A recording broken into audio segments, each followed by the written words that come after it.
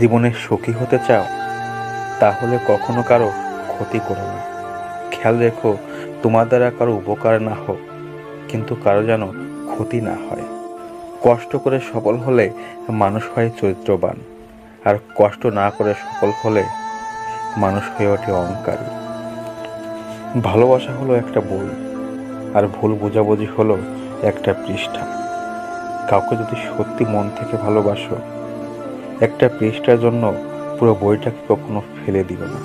বর্তমান বাজারে সব কিছুর দাম বেড়ে গেছে, কিন্তু দুটো জিনিসের দাম আজও বাড়েনি।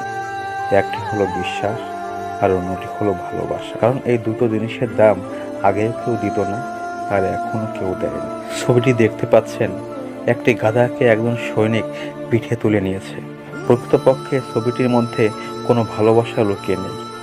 যদি গাধাটি ভুল পথে হেঁটে যেত, তবে এটি ওখানে পেতে রাখা লুকানো মাইনগুলো বিস্ফোরণ ঘটিয়ে সবাইকে বিপদে ফেলে দিত। তাই বলা হচ্ছে, নিজের চারপাশের গাধাগুলোকে নিয়ন্ত্রণ করুন এবং নিজের আপন মানুষগুলোকে সুরক্ষিত রাখতে পারেন। পর স্ত্রী আর পরপুরুষ কখনো আপন হয় না। এগুলো হলো মরীচিকা। এসবের পিছনে ছুটে নিজের পরিবার এবং নিজের জীবন ধ্বংসস্তূপে পরিণত হয়।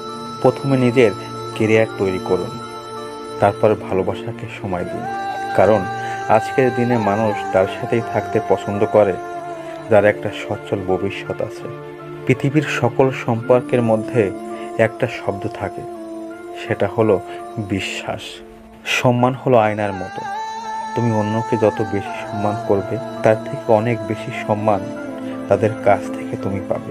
মেয়েরা অনেক ছোট ছোট বিষয় কাঁদে ঠিকই, কিন্তু জীবনের কঠিন সময়টা হাসি মুখে কাটিয়ে দিতে পারে।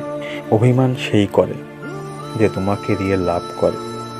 কথায় কথায় ঝগড়া সেই করে যে তোমাকে ফিল করে। তোমার দোষ সেই খুঁজবে যে তোমাকে সবচেয়ে বেশি মিস করবে।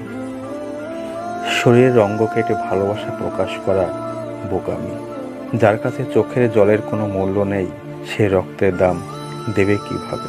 যে পরিবারের পুরুষ থাকতেও মহিলা মাতব্বর, ওই পরিবারের সাথে কখনো ভুলেও আত্মীয়তা করবেন না।